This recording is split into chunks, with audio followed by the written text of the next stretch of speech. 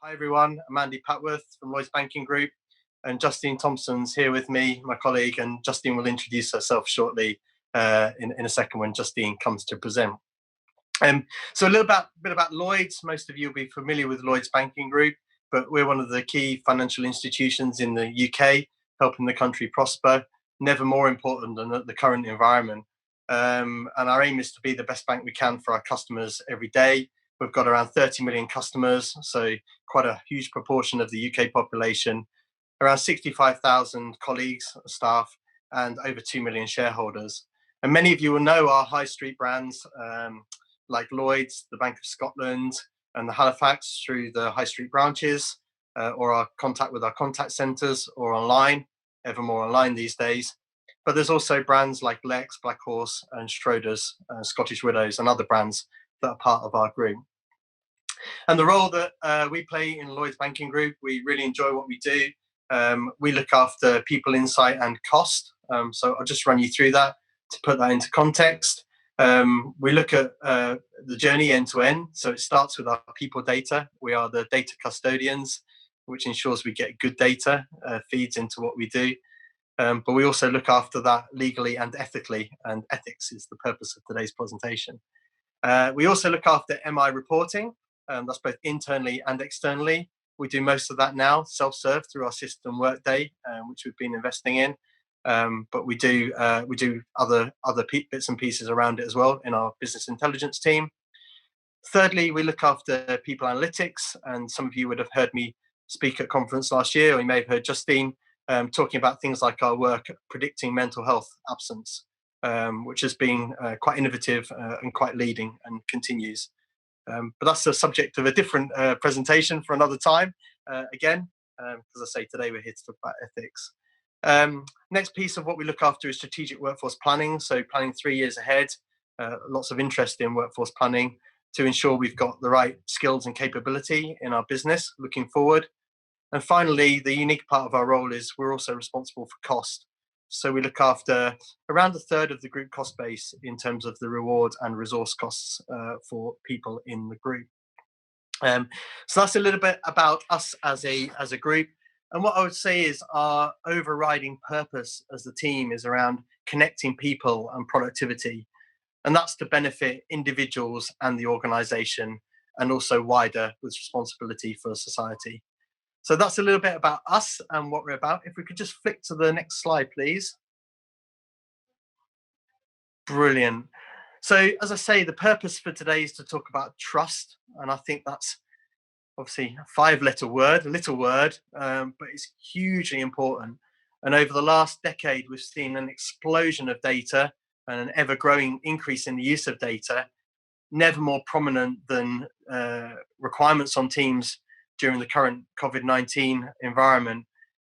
We're seeing in Lloyds a demand explosion for requirements to help the business very operationally, actually, with information around absence and who's absent and why, and how we can help support colleagues and also help get them back to work wherever we can. Good news is vast proportion of our colleagues are working and are able to continue to serve our customers, which is absolutely fantastic. And the question that we're focusing on addressing here with you today is around the analytics community and what can we do to ensure data and technology continue to work for us rather than against us. And with that, I just wanted to touch on the data exchange, the value exchange that you have with data. So when you think about it as an individual, you're often willing to give out your data, be that for goods and services or for other things that help you socially. And the way I look at it is you're willing to do that whenever there's a value exchange. In other words, you're willing to give data when you get benefit in return. And I think that is at the heart of when we talk about ethics.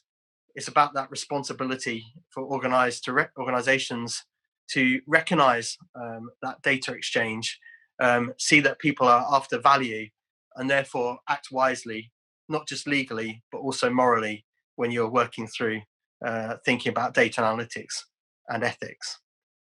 So before I turn over to Justine to take us through the journey that we've been on in Lloyds, if we could just flick to the first two polls, I'm just really keen to see how frequently ethics is used in your organization, and also in terms of the second poll, whether you're seeing a higher or less prominence to talk about ethics in light of the current environment. Oh, we are moving. So let's have a look at this in terms of the prominence for people and ethics. Yeah, none of you are saying less important. So we're varying between about the same. That may be because you've already got good discussions around ethics in your organisation, or more important. That's absolutely great to see. And as I say, here in Lloyds Banking Group, we've seen we had ethics at the heart, as Justine will take you through, but never more important has been our use of the Ethics Charter, as we've found over recent weeks, in terms of its practical use. Great, that's me done with the intro, Justine. So really happy to pass over to you to take everyone through the Lloyds journey. And if you could please, while Justine's introducing, if you haven't had a chance to turn to the remaining polls in the Slido, it'll be absolutely fantastic to get your feedback on those, which we'll come back to later on in the presentation. Justine, over to you. Great, thanks, Andy. So firstly, by way of introduction, for those who don't know me, I'm Justine Thompson, and I'm the Head of People Analytics and Strategic Workforce Planning for Lloyds Banking Group. So I've worked for Lloyds for about 10 years-ish now, and over that time, and especially over the past few years, I've had the opportunity to really see the field of people insight and analytics grow both internally and externally. So let me just start by saying it's great to be here at PAFOW and experiencing our first virtual conference. Actually, when I started out in people analytics, PAFOW London was one of the first events I attended. And as I took my seat, Al jumped lively onto the stage and shared the mantra, people, data for good. And, you know, when we started really thinking about how we ensure ethics is at the heart of people analytics within the organisation, it brought me back to that exact moment and those exact words from Al as well. So, of course, ethics isn't a new theme. It's been deep-rooted in organisations, you know, for example, in codes of responsibility. But I think with the surge in growth in people analytics, particularly over the past few years, there's been a real call to arms to ensure that the theme of ethics is intrinsically embedded within our field. So a year or so ago, we had the opportunity to work on a co-creation project with the fantastic Insight 222. And this really brought to the fore some of the challenges in this space. For example, headlines like ethics jeopardizing 1 out of 4 analytics projects. And bringing all that insight and intel back into our organisation, so within Lloyds, we worked on setting up our own ethics charter. And we used all those great foundations we gained from that co-creation project. We often, within our organisation, use the phrase HRBP listening, similar to employee listening, as part of our enablement programme. And one of the signature elements is for HRBPs to be actively engaged in people analytics products and processes all the way throughout. And certainly the theme of ethics and what we want to do with the charter was exactly the same. So as we began the development of our charter, we set up a small working group, so people beyond HRBPs could be actively involved. So we also included analytics project sponsors, our responsible business team, legal, and many more.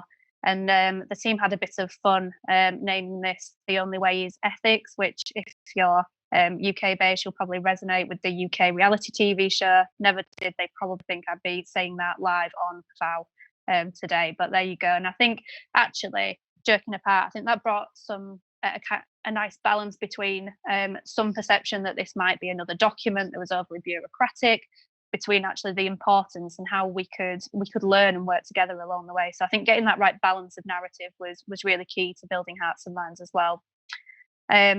So through that process, we got a real sense of, you know, the varied opinions, you know, how much people understood about ethics, why it was important, and we could really build that up with this really niche working group.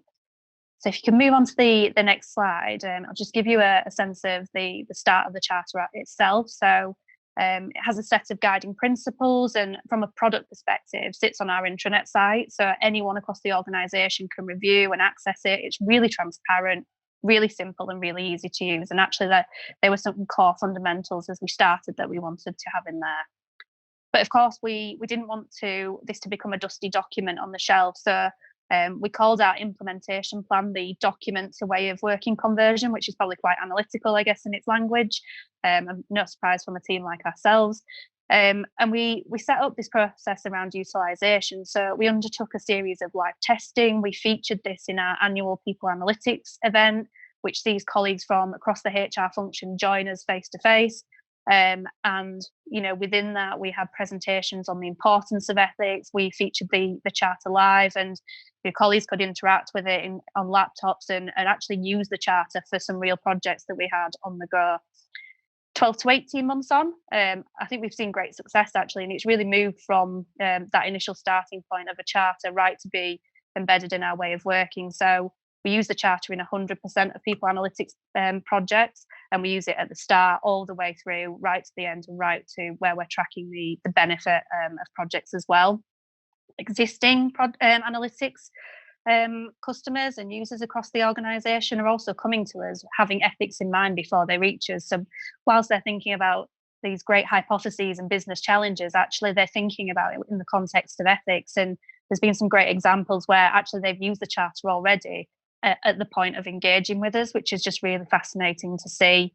And obviously wider teams in the business that are using non-people data for different purposes, so customer data, risk, all those great teams are also starting to adopt the charter as well. So it's really becoming embedded across the organisation. And if I jump on to the next slide, it just gives you a sense of, I think we've gone on that great journey, and it's been really important and really engaging, I think, along the way.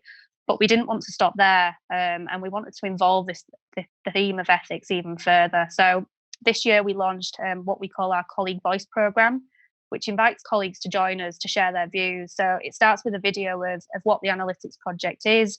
We deploy that directly to them once they sign up. The video includes things like the business challenge, the hypotheses, the potential data we're going to use, some of the statistical methods, the intended benefit, which obviously is that value exchange that Andy talked about right at the start, and then some additional insights on storage and security. And once they've watched that, we get them to complete a survey, which asks a series of questions about the project. And we've spent a great deal of time actually designing and testing those questions, so they're not leading. And there's a mixture of kind of choice and free text. Typically, we ask about 10 to 12 volunteers representing cross segments of our whole workforce, so right across the organisation, to come and join us through these trials. And we combine all that intel into a single view, which gives us an ethical score. So I guess in many ways, this takes it from what could be perceived as a HR view of ethics and business leaders' view to actually putting it in the hands of colleagues whose data we're using for these projects, which I think is a really interesting way to evolve, and we're starting to see that play through. We then take the output from that ethical score and we give that to our project sponsors. So obviously sponsorship for analytics projects is really important, and being able to say, our colleagues tell us this. So the question was this, our colleagues tell us this. How do we feel about that, and what should we do next? And of course, that colleague voice has a huge weighting to where we take it next. So ultimately, if the full panel of our volunteer colleagues said that actually didn't feel like the right approach, we wouldn't progress with that on that basis. And, I think that theme of trust is really built up through that. And we also offer our volunteers to stay part of the projects throughout. So the ones that we progress and we evolve, they can see the analysis when completed. They can help understand, what some of those outcomes will be. And it really puts that colleague voice into every step of the analytics process. One element that's been a really valuable byproduct is the idea generation from our volunteers. So, for example, they may have completed the survey and suggested that certain data sources don't feel like they're ethically the right thing to use in this situation, but actually they've come up with really healthy and interesting suggestions about other ways that we could tackle the same question. So the belief in the question is there. It's just how we're using and interrogating data, and it's almost in some ways free resource actually to have a really bottom-up approach to how you design your projects, which has been invaluable. So as I said at the start, this is a new initiative, the live testing for 2020. So it's been running for about 4 months. We continue to learn and evolve as we go along, but the signs are really positive. And I just wanted to read you a verbatim comment from one of our volunteers. So I just wanted to say thank you for the opportunity to gain more insight into how people data is being used to inform decisions. I've known, of course, that it has been used in the past, but never truly connected the initiatives that we see launched across the organisation with the people data process that informs these decisions.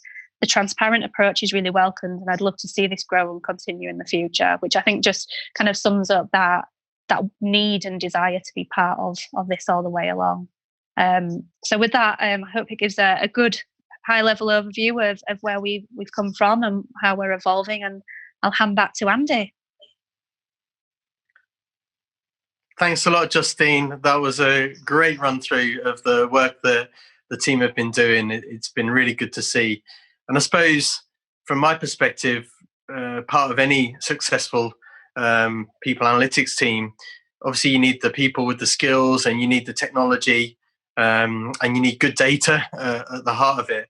But I think what we found is having ethics at the heart of our culture in terms of how we are as a team and how we interact with the stakeholders across the business. It's another foundation pillar in how we operate and think about the projects and work that we're involved in, that becomes a North Star to sort of bind us together as well within the organization. And I love that comment that you gave. I know you've got many of those comments as well that you could have shared. Great, fab. So if we could just now cut to the poll, I'm really interested to see the responses again. How actively do you involve colleagues in ethical decisions? Oh, that's really good to see. So 60% some, 14% all areas. Some of you building it into plans, and some of you, yeah, small proportion not on the current plan. So yeah, that's fascinating, and it's great to see. You know, the majority, that's 75% as it stands at this second, kind of applying it in at least some areas. And then in terms of what level of the organisation, CHRO, yeah, I mean, we talk about sponsorship. We haven't covered it a lot in detail here, but I think that is really important. CEO, yeah, we're lucky that our CEO is really engaged in this in Lloyds, and that helps through the codes of responsible business and having ethics at the heart of what we do. And then a broader mix. That's great. Thank you for sharing, everyone, for sharing those insights. Before I hand over to Justine to leave you with some takeaways, I just wanted to say thank you to everyone from my perspective. And if you'd like to hear more, or you have further questions, we'll probably be short on time for questions today. Please come and connect with Justine and I through LinkedIn. You'll be able to find us in our profiles under Lloyds Banking Group. Please come and connect with us, and we're very happy to continue the conversation. Justine, I'll hand back to you for some key takeaways. Great, thanks, Andy. Yeah, so before we close, I just wanted to leave you with three things, really. So firstly, you know, I think you've probably got this throughout the presentation, but ethics is critical to people analytics. And as we continue to see growing demand, and we're seeing it in the current environment, and, you know, it continues to evolve, we need to collectively ensure that ethics remains at the heart of our discipline to protect us in the future, and to protect the colleagues that ultimately we serve and the businesses we work for. Secondly, having great products and processes related to ethics is really important, but actually building hearts and minds is as important. So having both and building that together. I talked about involving our HRBPs right throughout the way, and I think actually that was really fundamental to us, not just with ethics actually, but with many of our projects. And lastly, connections are important, especially in the current environment. So PAFOW has been a great opportunity to connect with other people who are passionate about analytics, you know, and all the events along the years that I've been attending. That's been really true, and such a unique experience. So we hope by making today a little bit more interactive, we've been able to connect with you. And a big thank you to Alan and Barry as well for making this event such a big success, and yourself, David, for being such a huge help and sponsor for what we do in Lloyds. It's really appreciated.